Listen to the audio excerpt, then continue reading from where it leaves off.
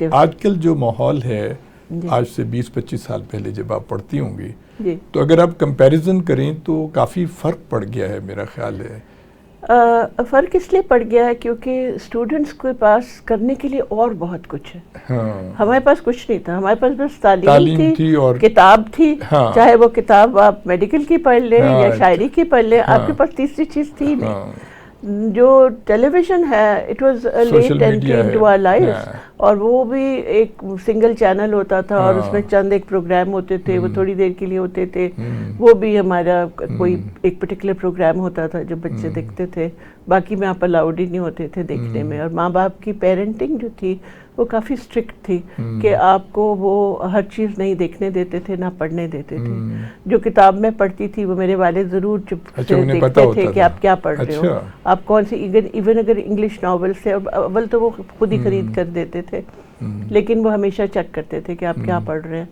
اور جو آپ کا ٹائم تھا اسٹوڈنٹ کا وہ زیادہ تر پڑھائی میں اور فزیکل ایکٹیویٹیز میں تھا. گیمز وغیرہ میں ہم لوگ باہر کھیلتے تھے, ہم لوگ آنکھ مچولی کھیلتے تھے, باسکٹ بال, والی بال, ٹینس, ٹیبل ٹینس, یہ سب چیزیں ہم لوگ کھیلتے تھے, سوئمنگ کرتے تھے.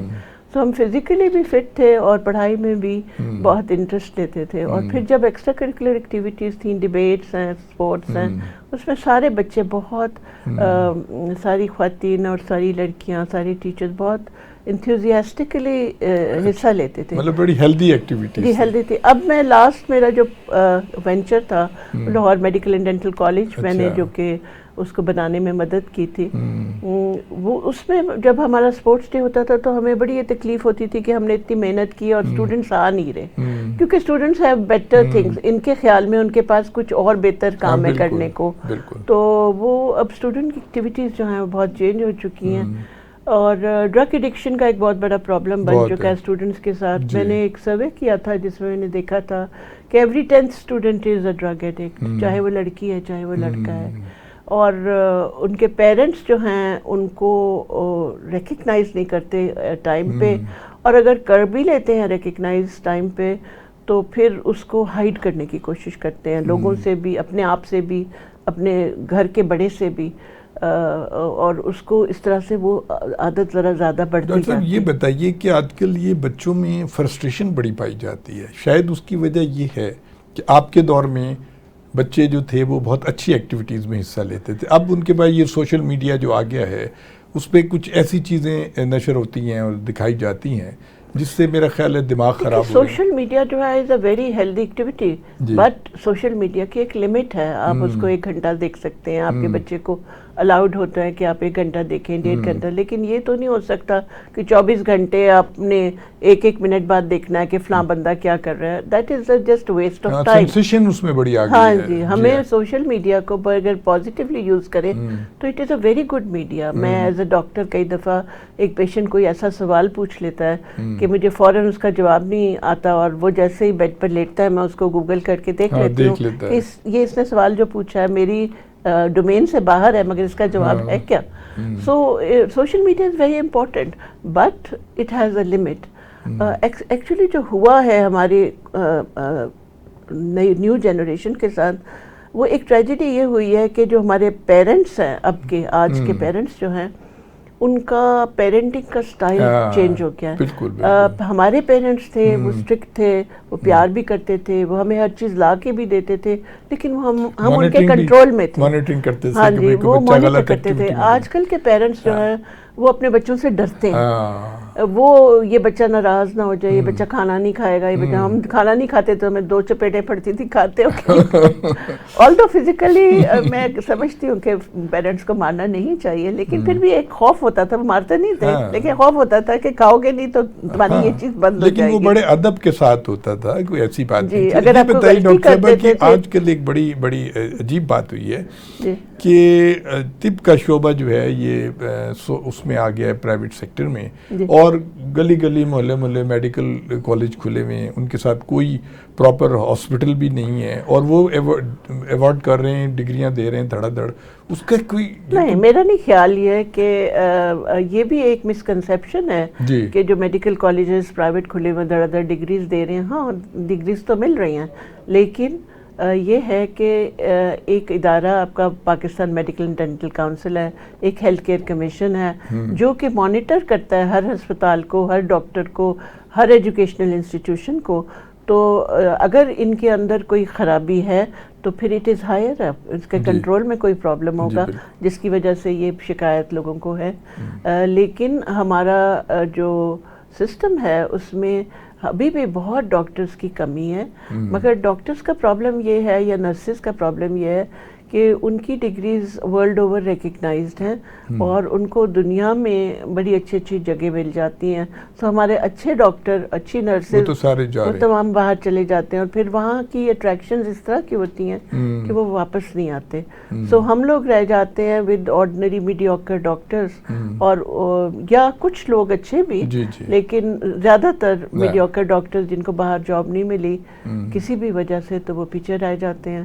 لیکن پھر ان کی بھی پریفرنس یہ ہوتی ہے کہ ہم شہروں میں رہیں، گاؤں میں نہ رہیں. گاؤں میں جانے کو تیار نہیں. گاؤں میں لوگ رہنے کے لیے تیار ہیں بیکاز چھوٹی جگہوں پہ بھی لوگ رہنے کے لیے تیار ہیں، ڈاکٹرز جانے کے لیے تیار ہیں، مگر وہاں پہ سیفٹی کا بہت بڑا پرابلم ہے. لوگ جو ہیں وہ ڈاکٹرز کی لائف کو تھریٹ کرتے ہیں، نرسز کو کسی بھی کچھ ذرا سی بھی بیماری خراب ہو جاتی ہے، کوئی فوتگی ہو جاتی ہے. آفٹر آل کتابوں میں لکھی ہوئی ہیں کمپلیکیشنز، کتابوں میں لکھی ہوئی ہیں کہ اتنے مریض ٹھیک ہوں گے تو اتنے مریض مر جائیں گے، یہ موربیڈیٹی ہے، یہ مورٹیلٹی ہے.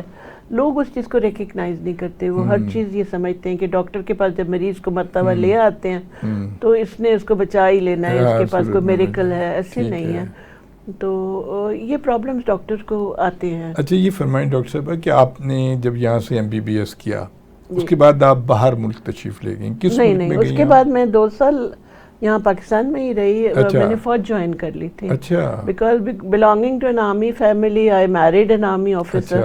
تو میرے ہسبینڈ جو تھے وہ آرٹلری میں تھے اور میں نے بھی آرمی جوائن کر لی اور میں CMH میں کام کرتی رہی ہوں for a period of time. پھر اس کے بعد میں نے سوچا کہ میں نے پوسٹ گریجویشن کرنی اور باہر جانا ہے. Then I had to resign my army post. میرا ہسبینڈ نے بھی ریزائن کیا، پھر ہم باہر چلے گئے اور باہر فردر تعلیم حاصل کی. And I did my MRCOG, I did my DOPS, پھر میری FRCOG ملا. تو میں نے رائل کالج آف گائنیکالوجسٹ سے تعلیم حاصل کی. تو وہاں پہ پریکٹیکلی کچھ کام زیادہ سکھایا جاتا ہے یا تھیوریٹیکل چیزوں پہ؟ دیکھیے وہاں پہ جس سٹیج پہ ہم اپنے مریض کو یہاں آ کے دیکھتے ہیں یا جس مریض کو ہم انگلینڈ میں دیکھتے ہیں اس میں بہت بڑے مریضوں میں بہت بڑا فرق ہے. وہاں پہ مریض بیکاز وہاں پہ پریونشن کے اوپر زیادہ کام ہوتا ہے تو چھوٹا سا بھی مسئلہ ہوتا ہے مریض کو تو وہ ہاسپٹل یا کلینک پہ آ جاتا ہے اور آپ مریض کی بالکل بیسک لیول سے اس کی ٹریٹمنٹ کر لیتے ہیں یا اس کو پہچان لیتے ہیں. ہمارے ملک میں جب میں واپس آئی انگلینڈ سے تو میں نے اپنے آپ کو ری ٹرین کیا. کیونکہ وہاں پہ جب ایک عورت حاملہ آتی ہے اس کی کنڈیشن اور جو حاملہ عورت میرے پاس یہاں آتی ہے اس کی کنڈیشن میں زمین آسمان کا فرق ہے. اس کی تعلیم میں، اس کی خوراک میں، اس کی ڈرگ لینے کی کمپلائنس میں، اس کا اسپتال جانے کی کمپلائنس میں. سو ہمارے پاس تو مریض اس وقت آتے ہیں اسپیشلی جو ہاسپٹل جنرل ہاسپٹل ہیں جب ان مریضوں کا بہت ہی برا حال ہوتا ہے اور وہ تب لے کر ان کو ہاسپٹل میں آتے ہیں. آلدو تھوڑا ٹرینڈ چینج ہو رہا ہے لیکن زیادہ تر مریض جو ہے وہ آخری سٹیجز میں ہوتے ہیں. فار ایگزامپل اگر کینسر سٹیج 4 میں آپ کے پاس آتا ہے تو آپ اس کو ٹریٹ نہیں کر سکتے. آپ کرنا بھی چاہیں اس کی ہیلپ تو آپ پیلیٹیو تھیراپی کر سکتے ہیں، آپ اس کو بالکل ٹھیک نہیں کر سکتے. جب آپ کے پاس کینسر سٹیج 1 میں یا بالکل ارلی سائنز اینڈ سمٹمز کے ساتھ آتے ہیں تو آپ اس کو ایزیلی ٹریٹ کر سکتے ہیں. اسی طرح ہر بیماری اگر ارلی سٹیج پہ آپ دیکھ سکتے ہیں. ڈاکٹر صاحبہ ہمارے ملک میں آبادی بڑی تیزی سے بڑھ رہی ہے اور خواتین کا بڑا مسئلہ ہے. آپ دیکھیے کہ بچوں کی اموات بھی بہت زیادہ ہو رہی ہیں اور اس کی وجوہات کیا ہیں جو یہ بچے پیدا ہو رہے ہیں؟ خواتین کے کیا مسائل ہیں بنیادی طور پہ؟ بیسیکلی دیکھیے بچہ پیدا کرنا ایک بہت ڈیفیکلٹ پروسیس ہے بیکاز آپ ایک اور زندگی کو لے کر ساتھ چل رہے ہوتے ہیں. اگر آپ کی اپنی صحت خراب ہے، اگر آپ خود انیمک ہیں، آپ کے اندر بلڈ نہیں ہے، آپ کی خوراک اچھی نہیں ہے، آپ کو کوئی بیماری ہے، ڈائبٹیز ہے، بلڈ پریشر ہے، خون کی کمی ہے، انفیکشن ہے اوپر سے آپ پریگننٹ ہو جاتے ہیں تو دونوں کی جان کو خطرہ ہوتا ہے. دنیا بھر میں جو شرح اموات ہے ڈیولپڈ ورلڈ میں اگر آپ دیکھیں تو وہ کہتے ہیں 1 ملین کے پیچھے ہمارا 0.5 ڈیتھ ریٹ ہے, یعنی آدھی عورت 1 ملین کے بعد مرتی, اور وہ بھی پتہ کیا جائے کہ یہ کیسے مری تھی تو وہ کسی ایسی ڈیزیز سے مری ہوتی ہے جس کا علاج نہیں ہے, یا وہ کسی ایکسیڈنٹ میں مری ہوتی ہے اور پریگننٹ ہوتی ہے. ہمارے یہاں ہماری تقریباً 1000 اگر ڈیلیوریز ہوتی ہیں تو اس میں سے 30-40 جو ہیں وہ ویسے ہی فوت, اور یہ جو ہے اس سے بھی زیادہ ہے انسیڈنس.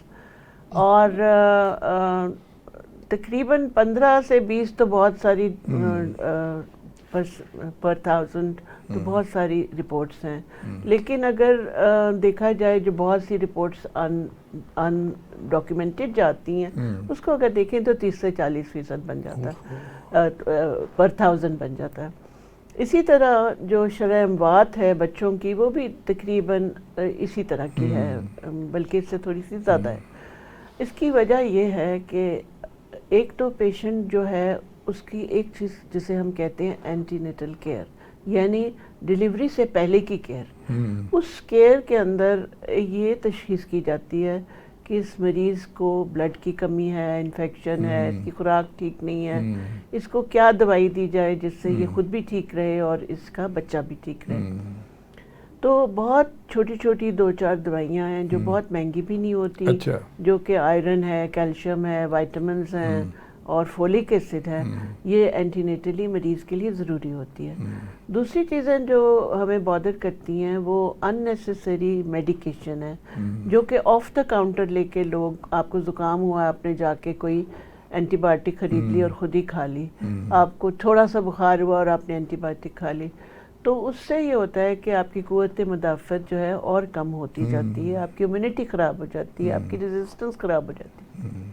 سو سیلف میڈیکیشن اور پور اینٹی نیٹل کیئر, یہ دونوں چیزیں جو ہیں ماں کو ایٹ رسک ڈالتی ہیں. پھر ایک تو ماں نے اینٹی نیٹل نہیں کرایا, لیکن جب ڈیلیوری کا ٹائم آیا تو وہ اکثر کسی چھوٹے کلینک میں, ہاسپٹل میں, دائی پہ نہ بھی جائیں تب بھی وہ کسی ایک ڈاکٹر کا یا ایک چھوٹی سی دائی کا یا نرس کا یہ کام نہیں ہے. ہم لوگ ابھی بھی اتنے سینئر ہونے کے باوجود بھی, اچھی فیسلٹی میں کام کرنے کے باوجود بھی بہت سارے لوگوں پہ ڈیپینڈنٹ ہوتے ہیں جب ایک ڈیلیوری ہو رہی ہوتی ہے. بیکاز نارمل چیزیں تو نارمل ہیں, جب آپ پیچھے مڑ کے دیکھتے ہیں کہتے ہیں ہاں وہ پیشنٹ جو ہے نارمل ڈیلیور ہوئی تھی ان ریٹروسپیکٹ, لیکن پروسپیکٹیولی اگر آپ دیکھیں تو عورتیں جو ہیں جب تک ان کی ڈیلیوری ہو نہیں جاتی ہم نہیں کہہ سکتے کہ اس کی نارمل ڈیلیوری ہوگی. 20% عورتیں ایسی ہیں جن کو ڈیورنگ ڈیلیوری کوئی کمپلیکیشن ہو جاتی ہے اور ان کا ایمرجنسی میں سیزیرین کرنا پڑتا ہے, یا ان کو کوئی ایمرجنسی بلیڈنگ کی ہو جاتی ہے اور ان کو بلڈ کی ضرورت ہوتی ہے. سو ہماری عورتیں جو زیادہ تر جن کی موت واقع ہوتی ہے وہ بلیڈنگ کی وجہ سے ہوتی ہے, چاہے وہ بلیڈنگ ڈیلیوری سے پہلے ہو, ڈیلیوری کے دوران ہو یا ڈیلیوری کے بعد ہو, وہ کسی آپریشن کی وجہ سے ہو, نارمل ڈیلیوری کی وجہ سے ہو, کسی بلڈ ڈیزیز کی وجہ سے ہو, انیمیا کی وجہ سے ہو, یا کسی کمپلیکیشن کی وجہ سے ہو. ہماری مین کاز آف ڈیتھ جو ہے وہ بلیڈنگ ہے, اور دوسری جو ہے وہ diseases like hypertension during pregnancy, diabetes during pregnancy, ان چیزوں کی وجہ سے ہماری شرح اموات جو ہے وہ زیادہ ہے. سو بیسکلی یہ چاہیے ہر خاتون کو کہ اگر ہو سکے تو وہ اپنی ڈیلیوری سے پہلے ڈاکٹر کو ضرور وزٹ کرے, جو دوائیاں اس کو دی جائیں وہ ضرور لیں. اب غریب عورت کو اگر میں کہوں کہ تم گوشت روز کھاؤ یا قیمہ روز کھاؤ تو وہ نہیں کر سکتی, وہ افورڈ نہیں کر سکتی. بالکل. سو تمام خواتین کو ایٹ لیسٹ 10 گلاس پانی کے لازمی پینے چاہیے, بیکاز آپ کا رینل سسٹم, آپ کی جو کلیئرنس ہے وہ اچھی ہونی چاہیے. ہو سکے تو دودھ کے 2 گلاس پئیں, ورنہ 1 گلاس تو لازمی پئیں. اور آپ ضروری ہے کہ فولک ایسڈ جو ڈاکٹر آپ کو دیتے ہیں وہ ضرور لیں. آئرن کی ٹیبلٹس بہت سستی ہیں, اتنی مہنگی نہیں ہیں, وہ لینی چاہیے, لازمی لیں اگر آپ کا ہیموگلوبن کم ہے تو.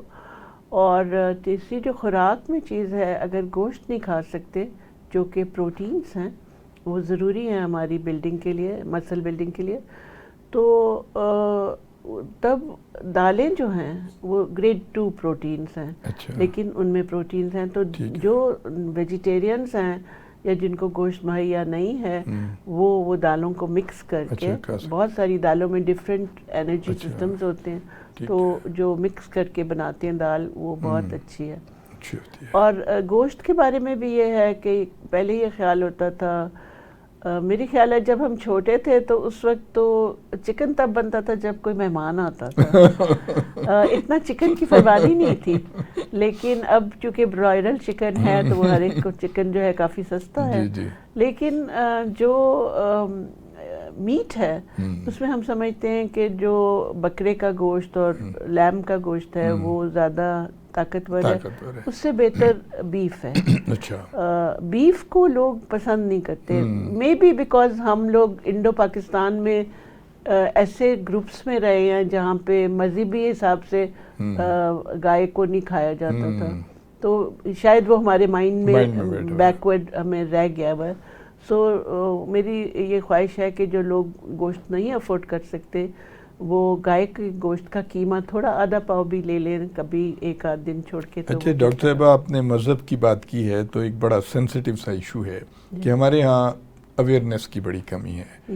ہمارے ہاں ہمارے جو مسجدوں کے خطیب وغیرہ ہوتے ہیں وہ بڑے زور و شور سے یہ بات کہتے ہیں کہ جو بچہ پیدا ہوتا ہے اس کا رازق اللہ تعالیٰ ہے, لہٰذا برتھ کنٹرول کی کوئی ضرورت نہیں ہے, آپ جتنے چاہیں بچے پیدا کریں. اس کا نتیجہ یہ ہے کہ آبادی بھی بڑھتی جا رہی ہے اور خواتین کی جو ہے نا امراض کی کمپلیکیشنز بہت بڑھ رہی ہیں. ایک عورت فزیکلی بہت کمزور ہے اور وہ 12 10 بچے پیدا کر رہی ہے, اور رہن سہن بھی بہت خراب ہے, پانی صاف نہیں ہے, کچھ بھی نہیں ہے. تو اس میں کیسے ہم ان میں ایک پیدا کر سکتے ہیں ایک اویئرنیس؟ دیکھیے ایسے ہے کہ جو بھی بچہ انوانٹیڈ ہوگا, جب آپ ایک لیول سے اوپر بچے پیدا کرنے لگ جائیں گے تو وہ بچے انوانٹیڈ ہو جاتے ہیں. وہ اس لیے انوانٹیڈ ہو جاتے ہیں کہ آپ ان کو خیال نہیں کر سکتے, آپ ان کو تعلیم نہیں دے سکتے, آپ ان کی صحت کو نہیں دیکھ سکتے, آپ فزیکلی ان کا خیال نہیں کر سکتے. ایک عورت کے پاس آپ اگر 2 بچے ہوں اور تیسرا ہونے والا ہو, وہ چھوٹے چھوٹے 2 پھر رہے ہیں اور تیسرا, تو اسی کے لیے سب مسئلہ ہے, اس کو دیکھنا ہے.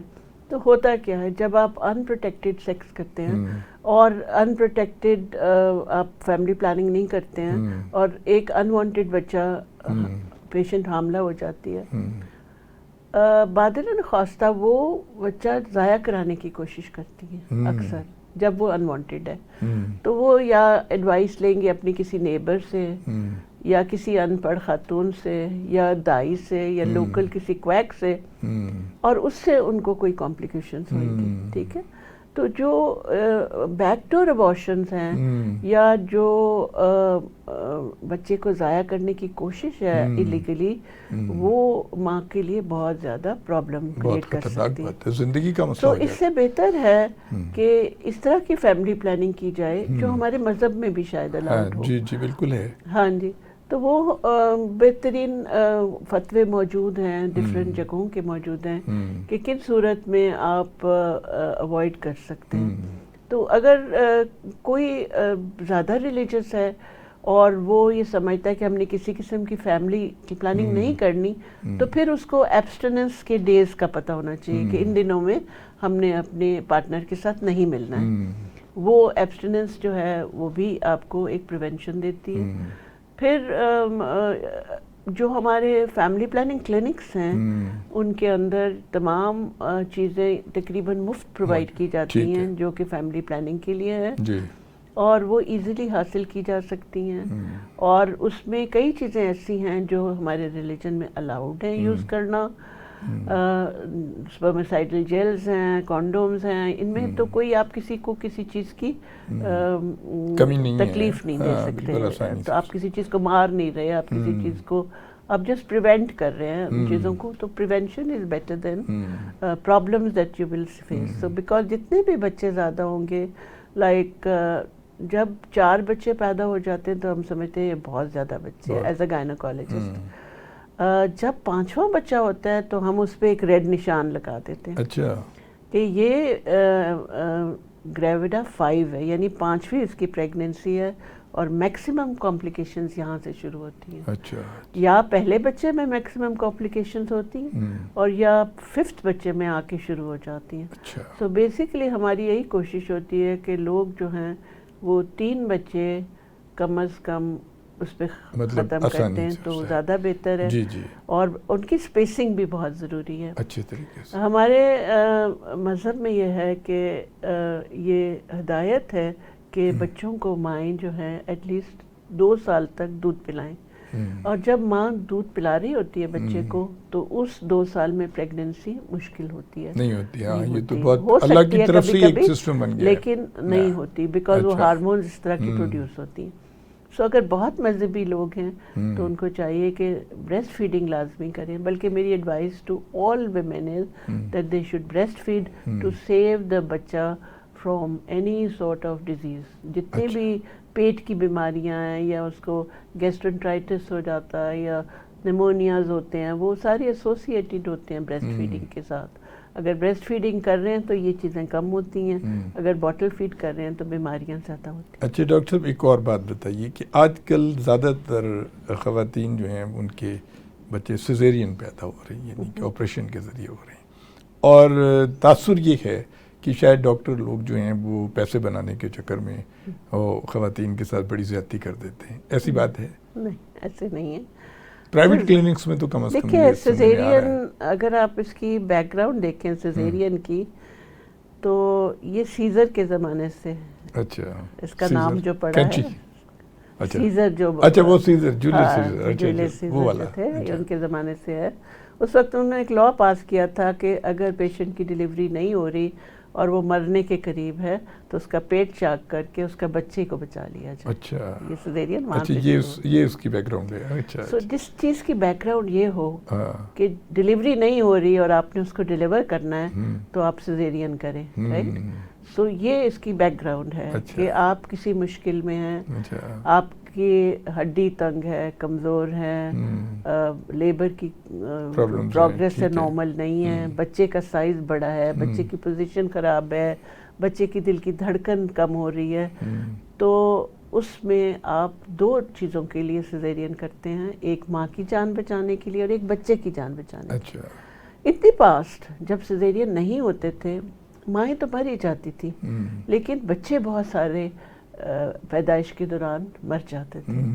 اگر آپ بہت پرانی ہالی ووڈ کی فلمیں دیکھیں تو ان میں کئی 1-2 فلمیں ایسی ہیں جو شروع اس طرح سے ہوتی ہیں کہ غار ہے, غار کے باہر بیٹھے عورتیں رو رہی ہیں اور وہ اس کے جو واریر ہے یا جو کنگ ہے اس کو بلایا جاتا ہے کہ جا کے اپنی بیوی کو مل لو, اور وہ اس لیے رو رہی ہوتی ہیں کہ اب اس کی بلیڈنگ سٹارٹ ہوگی اور اس کے بچے کی پیدائش نہیں ہو رہی اور وہ پھر وہ مر جاتی ہے اور وہ سٹوری آگے پہ چلتی ہے. سو وہ چیزیں اوائڈ کرنے کے لیے سیزیرین کیا جاتا ہے. یہ ایک متھ ہے کہ لوگ پیسے کے لیے کرتے ہیں. یو سی کچھ لوگ ہو سکتے ہیں پیسے کے لیے تو لوگ پتہ نہیں کیا کچھ کرتے ہیں آج کل کر لیتے ہیں, وہ ایک الگ کہانی ہے. لیکن بیسیکلی جو اچھا ڈاکٹر ہے, جو ایتھیکل ڈاکٹر ہے, وہ کبھی یہ کام نہیں کرتا کہ آپ پیسے کے لیے کریں. ہوتا ہی کیا ہے کہ پہلے زمانے میں مجھے نہیں یاد کہ میرے والد کو پتہ تھا کہ بچوں کی اب ڈیلیوری ہونے والی ہے تو ہم جا کے باہر کھڑے ہو جائیں گے. ایسے نہیں تھا. ابھی خاتون جو بچی ہے وہ آتی ہے اور وہ آتے ہی ماں ساتھ ہوتی ہے, ساس ساتھ ہوگی, ابا بھی ہوگا, بھائی بھی ہوگا, سب ہوں گے, اور وہ کہتے ہیں ہماری بچی بہت کمزور ہے, اس کو درد نہیں کر سکتی ہے. سو دے آر مینٹلی ریڈی کہ ہم نے اس نے تکلیف نہیں اٹھانی. سو جب لیبر یعنی ڈیلیوری کے پروسیس کو لیبر کہا گیا, لیبر مینس کہ ہارڈ ورک, تو ہم سب ہارڈ ورک سے تنگ آتے ہیں. جو نارمل ڈیلیوری ہے اس کی پہلی سٹیج ہوتی ہے, پھر دوسری سٹیج ہے اور پھر تیسری سٹیج ہے. پہلی سٹیج جو ہے وہ 12 گھنٹے کی تقریباً 10-12 گھنٹے کی ہوتی ہے, اور سیکنڈ سٹیج جو ہے وہ 2-2.5 گھنٹے کی ہوتی ہے. تو لوگ اس 12 گھنٹے میں 2-3 گھنٹے بعد ہی تنگ پڑنے شروع ہو جاتے ہیں اور وہ کہتے ہیں جی ہماری بچی کو بہت تکلیف, اس کا آپریشن کر دیں. اور ڈاکٹر کہے بھی کہ میں نے نہیں کرنا, بٹ ڈاکٹر کے لیے تو آسان ہے, پھر چلو آپریشن کر کے فارغ ہو کے گھر چلے جاتے. اچھا یہ بتائیے ڈاکٹر صاحبہ کہ آج کل ڈسیبلٹی بڑی ہو رہی ہے بچوں کے اندر, تو یہ جو میریجز ہوتی ہیں, انٹر میریجز جو ہیں, اس میں کہتے ہیں کہ ایک فیملی کے اندر کریں تو اس سے اس قسم کے کمپلیکیشنز پیدا ہوتے ہیں. یہ صحیح ہے؟ دیکھیے کئی ڈیزیزز ایسے ہیں جو فیملیز میں چل رہی ہوتی ہیں. کئی بلائنڈ بچے ہیں آپ دیکھتے ہیں ان کی فیملیز میں اگر کزن میرجز ہوں تو ان کے بچے بلائنڈ پیدا ہو رہے ہوتے ہیں. اسی طرح ہیئرنگ لاس کے ابھی ہمارے ایک میڈیکل سٹورز کی چین ہے لاہور شہر میں جن کے تمام بچے جو ہیں وہ بہرے ہیں, وہ سن نہیں سکتے, اور اب انہوں نے جا کے شادیاں بچوں کی باہر کرنی شروع کی ہیں جب ان کے بچے ٹھیک ہونے شروع ہوئے. سو انٹر میرج کے اپنے مسائل ضرور ہیں. اسی طرح تھیلیسیمیا ہے, اور اسی طرح بہت سارے کنجینیٹل ایبنارمیلٹیز ہیں جو ہماری جینز میں ہوتی ہیں, اور جینز میں بیلنس ٹرانسلوکیشنز ہوتی ہیں. جب آپ کا کزن یا آپ کا بہن بھائی کے بچہ جو ہے وہ اس کے اندر بھی وہی بیلنسڈ ہے تو آپ ایک نارمل انسان نظر آ رہے ہیں, آپ کے اندر بھی بیلنسڈ ہے اس کے اندر. جب یہ دونوں مل جائیں گے تو امبیلنسڈ ہو کے ایب نارمل بچہ ہوتا ہے. بہت شکریہ ڈاکٹر صاحب, آپ ہمارے پروگرام میں تشریف لائیں. ہارون عباسی کو اجازت دیجیے گا. خدا حافظ.